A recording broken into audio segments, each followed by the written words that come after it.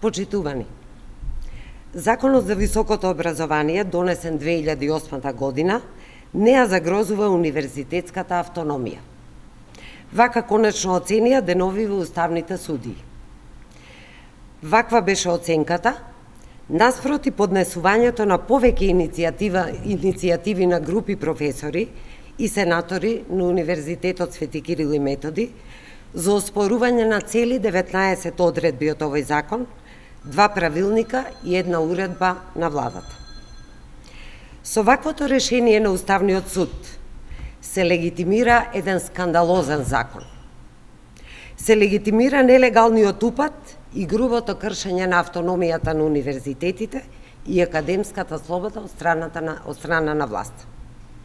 Во најмала рака, Законот за високо образование е контроверзен и спротивен на било кој меѓународен стандард.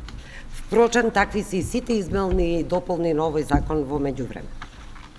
Затоа, Социјалдемократскиот сојуз, веднаш по преземањето на власта, ќе врати автономијата на универзитетите во уставно загарантираните рамки.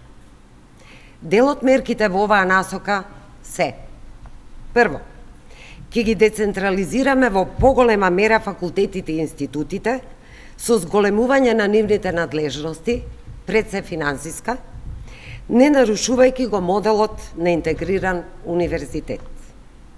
Ќе го ревидираме целосно Законот за високо образование во насока на обезбедување на квалитетни студии, но и во насока на враќање на достоинството на професорската професија. Социјалдемократскиот сојуз ќе ги укине драконските казнени одредби во овој закон. Ќе се врати функцијата председател на Сенат. Ќе го промениме начинот на финансирање кој ќе се темели на така наречен целокупен образовен сервис, а не само на бројот на запишани студенти. Државата нема да управува со средствата кои ги остваруваат универзитетите од други извори вон буџетот. Редовните квоти за студирање ќе се договараат транспарентно со универзитетите.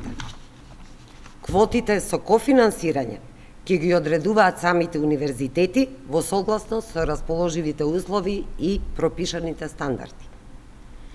Ќе создадеме од државата поддржани фондови за научна и издавачка дејност при универзитетите со кои тие самите ќе располагаат. Министерството за образование и наука нема повеќе да функционира како профитабилна издавачка куќа. За најдобрите, минимум 1 до 2 студенти во генерација на факултетите, Министерството за образование ќе мора да одобри средства за асистентски места. Факултетите останаа комплетно без асистенти, што е игнорирано како голем проблем од оваа влада. Ќе се намали бројот на задолжителни предмети за држање настава на наставниот кадар по семестар. Со тоа ќе се зголеми квалитетот на наставата и бројот на контакт часовите со студентите. Исто така, наставниот кадар ќе може да се занимава со наука. Платите на наставниот кадар на универзитетите веднаш ќе се покачат и ќе се покачуваат во континуитет. За професорите со посебен научен придонес ќе овозможиме ангажман и после нивното пензионирање. Почитувани, ова беа само дел од корпусот мерки во насока на враќање на автономијата на нашите универзитети, која беше вака грубо суспендирана најповеќе со овој закон од 2008 година. Ви благодарам.